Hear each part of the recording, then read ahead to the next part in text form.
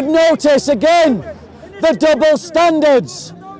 You white Christians, you've done this kind of crime, but totally ignorant of 1400 years of Islamic slave trade. This kind of Christophobia should be scandalous to you, and it isn't, because your pastors have made you weak. That we carve out independent Christian states in the Middle East where Christians will be safe, that we declare war on Boko Haram like we did against ISIS, and we bomb the crap out of those Islamists. Going to talk about a different topic.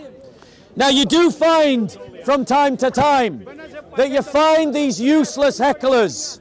They can never speak for themselves. They only come and heckle other people because they're parasites. They're parasites in the way that they go about doing their business. They've got nothing positive to add to the discussion. No alternative. But all they want to do is shout and scream. So, ladies and gentlemen, moving on to another topic. Why it is wrong to criticize Muhammad in France? Why is it wrong to criticize Muhammad in France? It's not wrong to criticize Muhammad in France. Okay. They criticize Jesus as well, but it's guaranteed by the law in France. It's not wrong. I want to talk about, brother, don't feed the trolls. In fact, you could argue that the French... Bro,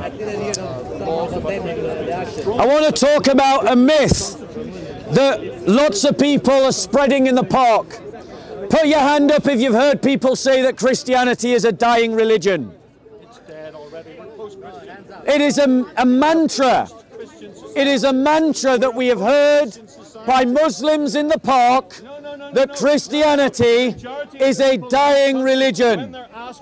Now, ladies and gentlemen, I want to show to you that parasites like this guy, who just come and heckle because no one will listen to him if he goes and speaks anywhere, are wrong. And Muslims who tell you that Christianity is a dying religion are wrong. Ladies and gentlemen, I want to provide as my evidence the research done by a body of academics in a group called Pew Research. These are university academics who study religious trends across the world. And this is what they say in an article and a report called Global Christianity, a report on the size and distribution of the world's Christian population. Now, this is what they say. And I want you to remember this, ladies and gentlemen, the next time you hear a Muslim say that Christianity is dying. They say this: the number of Christians around the world has nearly quadrupled in the last 100 years. Everybody say quadrupled. Quadrupled. Say it like you're on a pair, guys, because this heckler will shout. So everybody say quadrupled in the last 100 years. From about 600 million in 1910 to more than 2 billion in 2010. But the world's overall population has also risen rapidly from an estimated 1.8 billion in 1910 to 6.9 billion in 2010 as a result.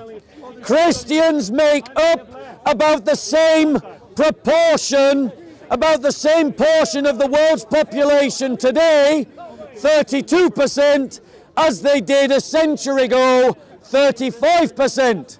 In other words, ladies and gentlemen, Christianity continues to grow in line with world population. This apparent stability, however, masks a momentous shift. Although Europe and the Americas still are home to a majority of the world's Christians, 63%, that is a much lower share than it was in 1910 93%. And the proportion of Europeans and Americans who are Christians has dropped from 95% in 1910 to 76% in 2010 in Europe as a whole. And from 96% to 86% in the Americas as a whole. So in other words, the Christian faith has moved out of the Anglosphere. It has moved out of European civilization, and it has become a truly global religion. A global religion that has continued to grow in proportion to world population. Now, ladies and gentlemen, we have to recognize the point of my parasite here, which is that there has been a great apostasy in Europe. There has been in Western Europe a massive falling away from the Christian faith. But what the Muslims don't realize is that there has been a revival of the Christian faith in Eastern Europe, in Poland and Romania and Hungary and Ukraine and Russia and the Czech Republic and Greece and Serbia. The Christian faith continues to grow. And what is the main driving force of the growth of any religion? It's birth rate. Islam is the fastest growing religion because of birth rate, not because of conversion. The fastest growing religion by conversion, according to Pew Research, which acknowledges that Islam is the fastest growing religion by birth rate, the fastest growing religion by conversion is Christianity. The Christian faith is the fastest growing religion by conversion. However, we need to look a little deeper, brothers and sisters, because that growth rate is mainly in Africa. It is mainly in Africa because of the massive growth of Pentecostal churches and the higher birth rates amongst Christian families in Africa compared to anywhere else. We Christians cannot assume that the current trend will continue. There is no reason to assume that it will.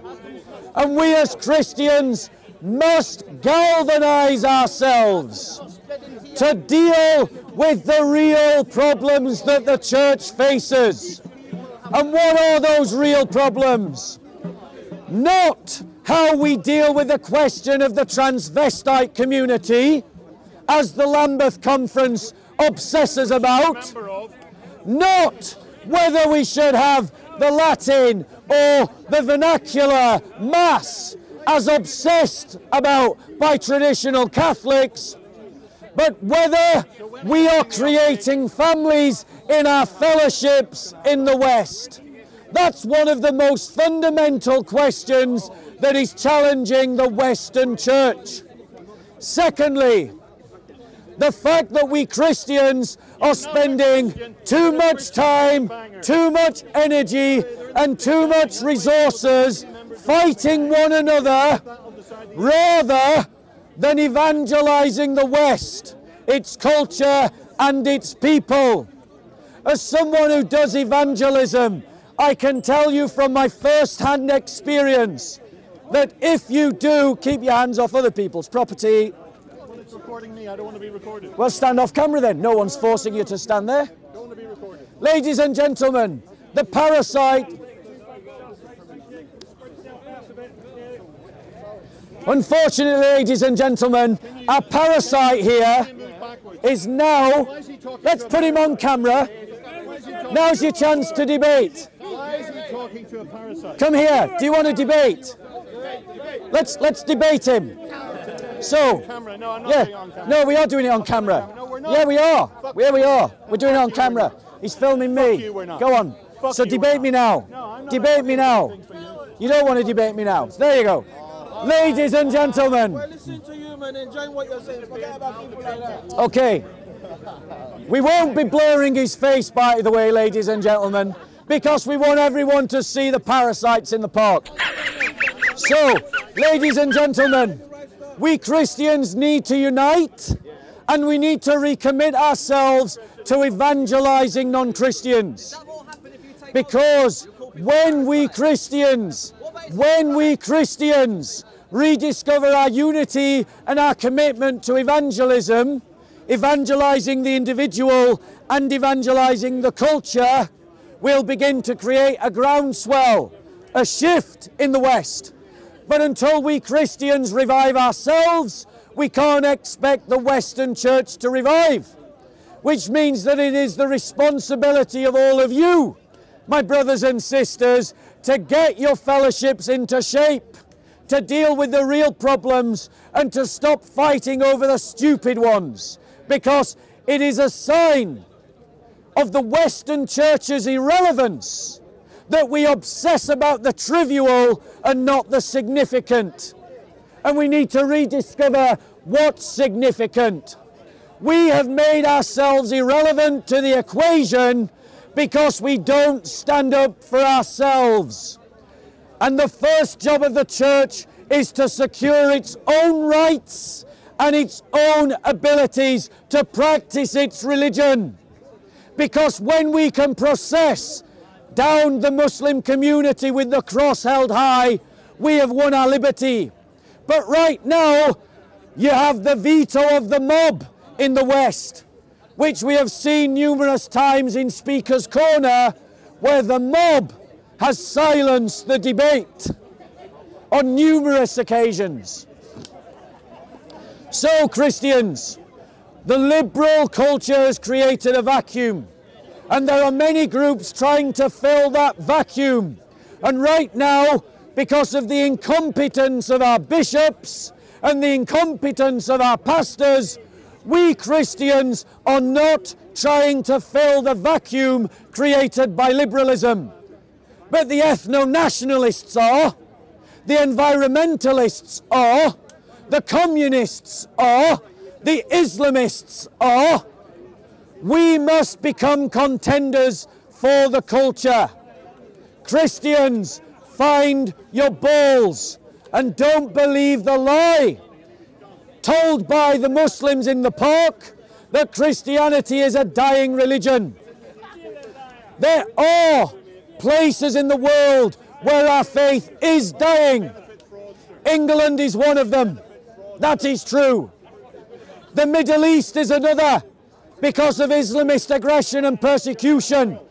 And the answer is the same in both cases, that we Christians learn to stand up for ourselves again, and we learn to stand up for our brothers and sisters again.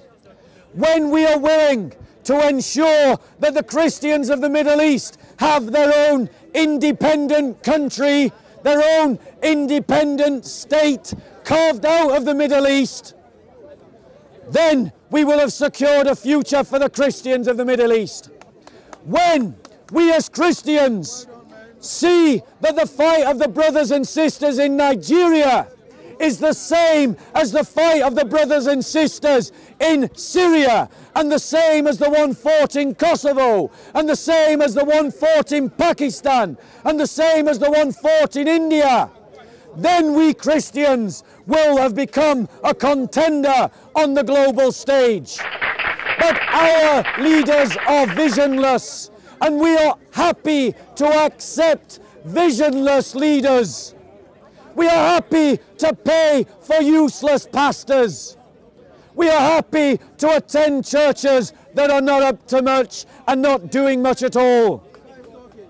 Change yourselves, Christians. Change the church, and then you change the world. Perfect. Any questions? You had a... Go on. An independent Christian state in the Middle East. Yes. Which country do you want to take that from? So the question is... How many people are you going to kill to do it? Okay. Answer. We know you're a Muslim. So, ladies and gentlemen, the question is, where should Christians have an independent state in the Middle East? It should be carved out of Syria. Christians in the Middle East The Syrian state is a failed state. Iraq is also a failed state. Let those states partition. Let the Sunnis have their bit. Let the Shia have their bit. Let the Kurds have their bit. Yes, I support Kurdish independence. And let the Christians, the Assyrian Christians, the Armenian Christians, and the Greek Christians of the Middle East have their bit. Redraw the maps so that those communities who can't live together can live in peace apart. And those Christians in the Middle East will have a future. Another place where it could happen is to cut a section out of Egypt, because Egypt has one of the highest populations of Christians who are regularly persecuted by the Muslim majority. It doesn't deserve to survive if it persecutes Christians. Any state that persecutes the church should be toppled. Next question. You have a terrible idea, Bob. You're going to create another Israel-Palestine situation by redrawing the map. So the question is, it's more of a statement. It's a terrible idea because we'll create another Israel-Palestine situation. The brother is absolutely right. That is exactly what we will do. However, the alternative is that we watch our brothers and sisters in the Middle East die slowly. So make your choice, Christians. Do you want to see the church die slowly in the Middle East? Or do you want to replace one kind of trouble with another? Choose your evil. Next question. How many people are you planning to kill to implement your idea? By someone else. No one else wants to question you. Then I'll move on to my next topic. Why? Don't have an answer. Sorry? Why can't we become parliamentary Christians? So the question is, why can't we become parliamentary Christians? And I want to be clear, I am not one of those Christians who believes that religion and politics are separate. Our Lord says to render unto Caesar what belongs to Caesar, and to God what belongs to God. But the Psalms say that the earth is the Lord's and everything upon it. If everything belongs to the Lord, what belongs to Caesar? Indeed, even Caesar himself belongs to God, which means every political office belongs to God. And so Christians should be involved in politics, working from a Christian political narrative towards Christian political goals, of which the cessation of the violent persecution of Christians is the first principle of Christian politics. Perfect. Christians stand in solidarity with one another. Next question. What? So the Muslim says that the answer to Muslims persecuting Christians is that Christians should flee their homeland and come to Europe. In other words, they aren't needed in Egypt, they aren't needed in Syria, they aren't needed in Iraq. If they don't like being persecuted, let them leave. I say no. I say that we stand up to Muslims that have that attitude, that we crush the Islamist networks, that we carve out independent Christian states in the Middle East where Christians will be safe, that we declare war on Boko Haram like we did against ISIS, and we bomb the crap out of those Islamists. It is time to stop playing with the Islamists and those who sympathize with them. Because as you play with the Islamists and those who sympathize with them, their terrorism continues to grow. This very year, we saw Muslim mobs in a city in France parading with high-powered assault rifles in the streets. That happened in Western Europe this year because the French government is weak, because the British government is weak. all of us must face regularly the possibility that a terrorist may decide to pick up a knife or a gun and kill us in the street. How many more people must die before we get serious with the Islamists? How many more people must die before attitudes displayed by this Muslim become scandalous? If I said, if the Muslims don't like it here, let them leave, to a man, they would call me an Islamophobe.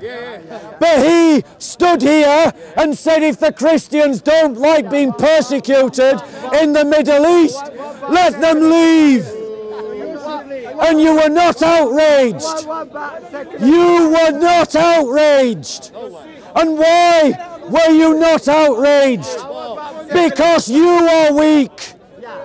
Because you have been turned into wimps by the liberals. A middle-class church does not have the answer to the struggle that we face. Because a middle-class church is conflict averse.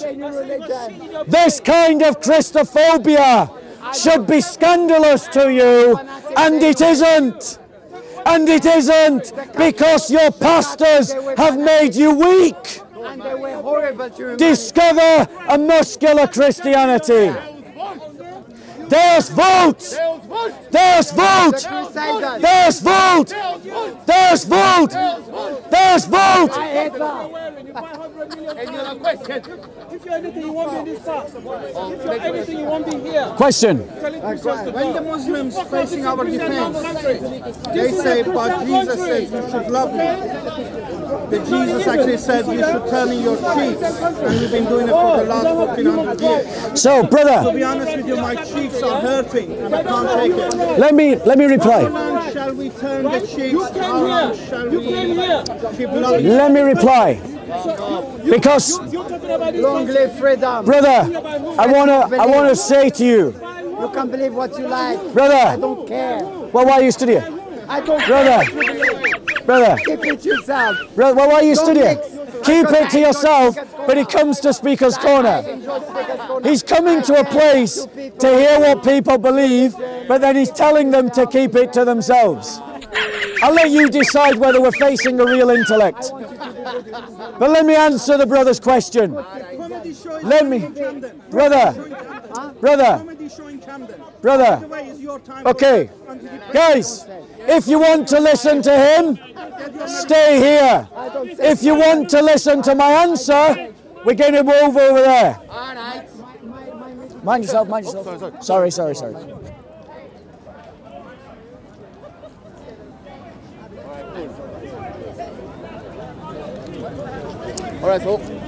So let me answer the question of the brother, because I think it's really important that Christians are always reflective, and I'm going to say something that will be critical of you now, brother, but I want you to hear me in charity, that in this struggle that we Christians must always examine our heart and ask whether we are being motivated by hatred, revenge or love.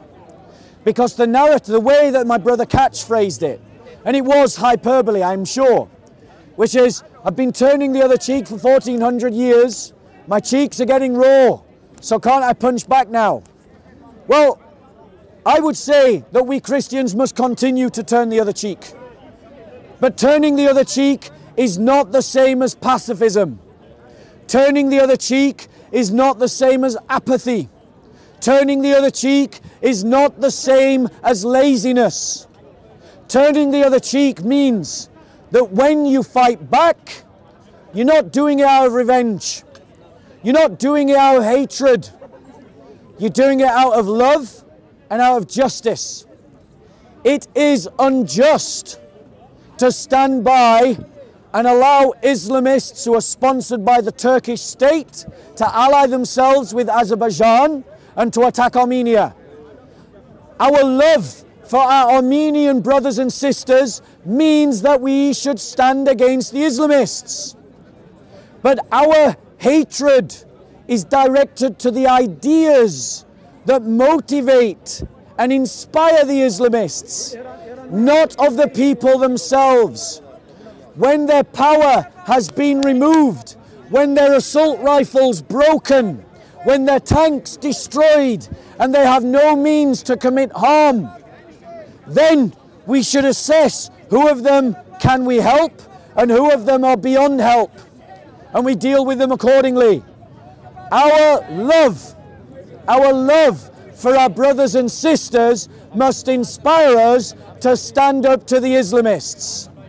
But that should not be equated with pacifism, but we must not surrender our souls or our hearts to revenge or hatred or anger. We must, as John Damascus said, he said that we take up the sword to defend our brothers and sisters. That's what we must do. We must be motivated by love. Why have you come here? Why have you come here? I have the right to come here. You do, but unfortunately, ladies and gentlemen. I pay taxes. Unfortunately, ladies and gentlemen. Right, go on. Why are you here?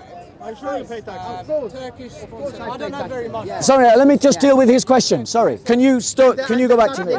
Can you spread out by 2 minutes, please? Listen, my friend. No, go on. I come from Cordoba. My origin. I'm from Cordoba. I can prove it. What the Catholic Armenia. did to my people. They kicked the Jewish and the Muslim out from their homeland. Listen to proper stuff, yeah? Nagorno-Karabakh? Nagorno-Karabakh is within the borders of Azerbaijan. So what's wrong with them trying to take their own country back? So the question is, guys, there's no need to move in because I'm always going to repeat the question. Yeah, we need to spread out, guys, or the police will just move us away. Spread out, please. What's the question, Bob? So the question is, what's wrong with Azerbaijan attacking territory that is legally its own?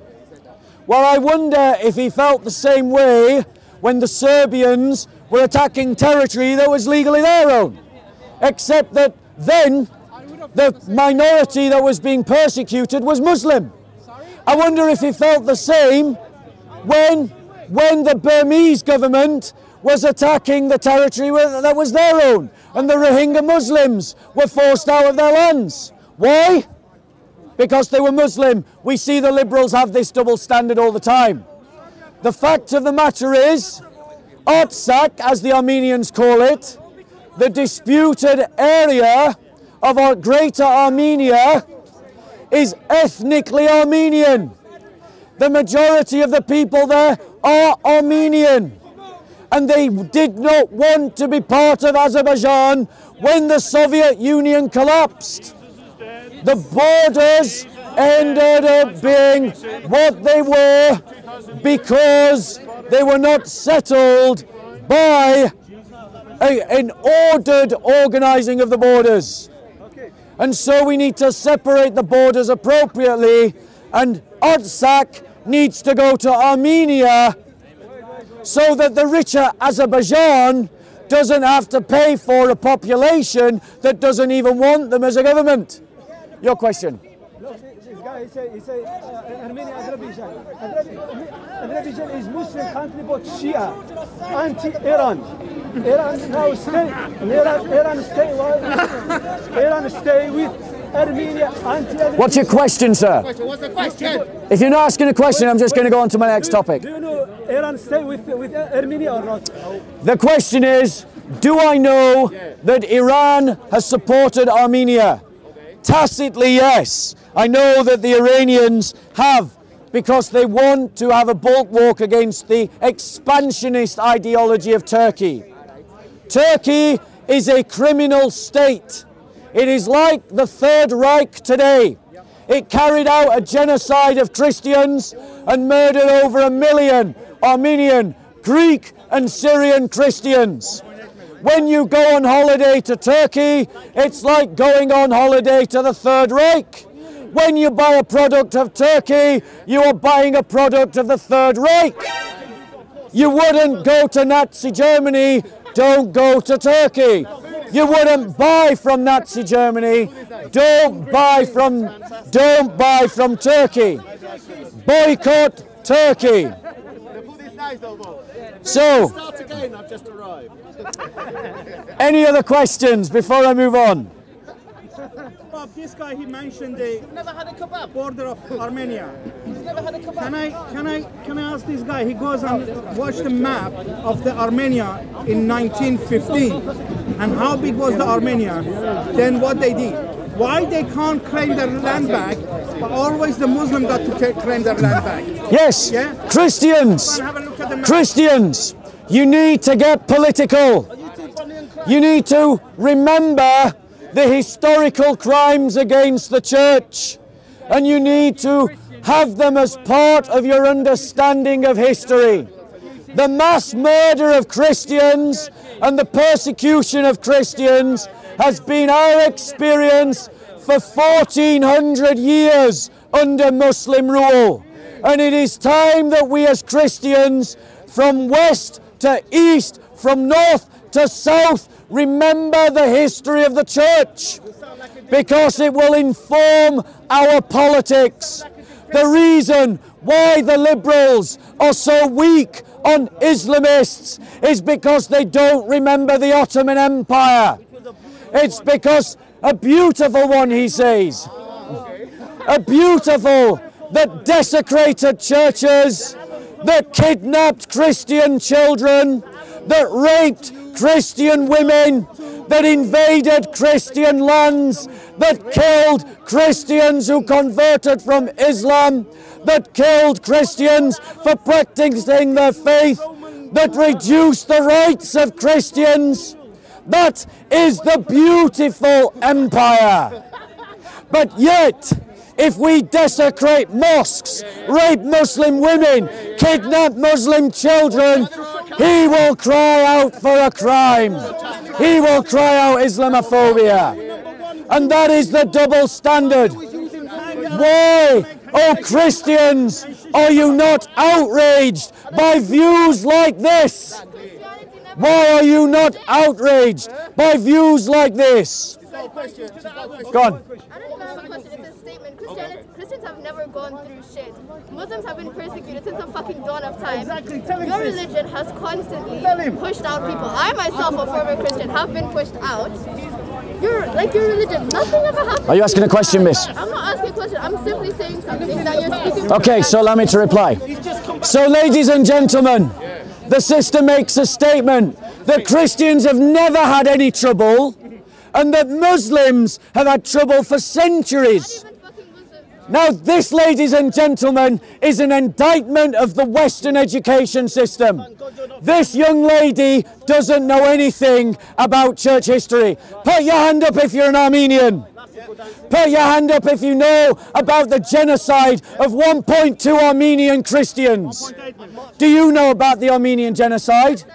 Oh, so she does know. But apparently that doesn't constitute problems. Put your hand up if you know about the fact that Syria, Palestine and Jordan were Christians before Muslims invaded. Did you know that? Oh, so she does know. She does know. She does know. She does know. But according to her, we Christians have not gone through any kind of shit. Put your hand up if you know about the Janissaries. The kidnapped Christian children who were forcibly converted to Islam. Put your hand up if you know about the Janissaries. Did you know about the Janissaries? No, she didn't know. So this kind of BLM, liberal progressive rhetoric that says that we Christians have gone through no trouble is the utter crap, the utter rubbish that we Christians need to be correcting in the public sphere.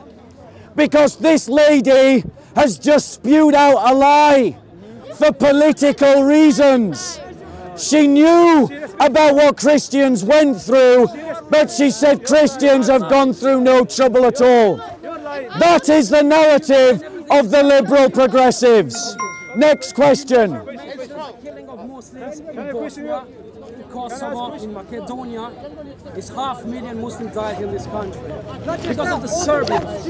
Yes. So the question, the statement is, I haven't mentioned the massacres of Bosnian Muslims. But notice again, the double standards.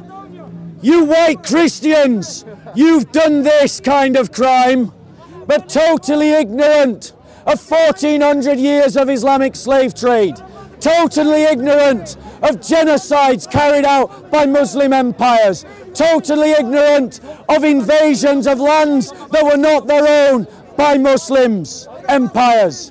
Ladies and gentlemen, one second, wait your horses. 1 second. Christians, we need to be correcting these kinds of narratives, because if we don't tell our history, other people will tell our history for us.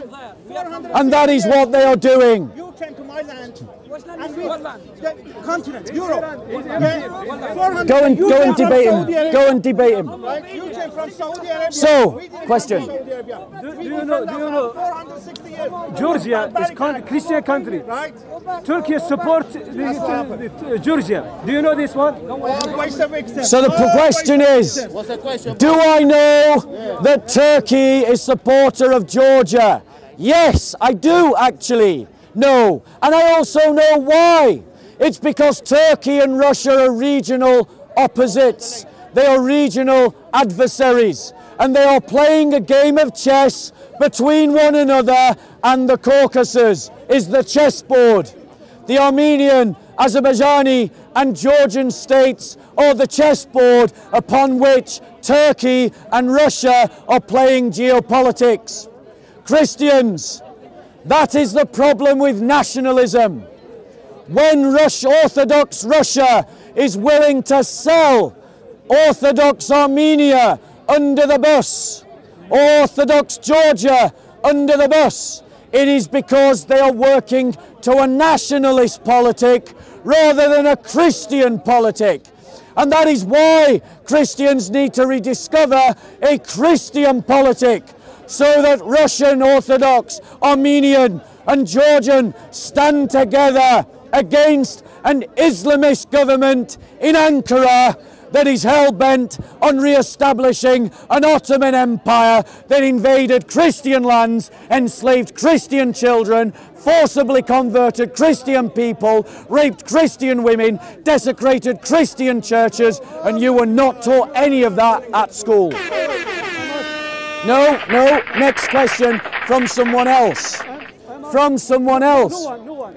Just me. No, any other questions, or I'm going to move on to my next topic. I'm asking you about Iran. Do you know Iran supports Armenia? He said yes. Do you know Turkey supports Georgia? He said yes. Why you push Islamists inside? Because so, about what? Ladies and gentlemen, About what? I'm going to address his point, just because I don't want to be rude to the uncle, but then I'm going to move on to my next topic. Ladies and gentlemen, why did I mention Islamists in regards to Turkey? This is why. Because Turkey has paid and transported Islamists who fought in Syria with Al-Qaeda against the Syrian Arab government, and transported them to Azerbaijan to fight with the Azerbaijanis against the Armenian Christians. That's why I mentioned it. Erdogan is known as an Islamist inside Turkey. They know he's an Islamist. There are many Turks who are secular and believe in the project of Ataturk who are against Erdogan because they know he is an Islamist. He's a man that is being aggressive towards Greece, sending troops to Libya, interfering in Algeria, sending troops to Azerbaijan. He is a man who is wanting to establish an Islamic empire, and Turkey as the source of that Islamic empire. And the European Union is demonstrating that it is completely pointless, useless, and irrelevant, because the EU can't stand up to Greece. So, next topic.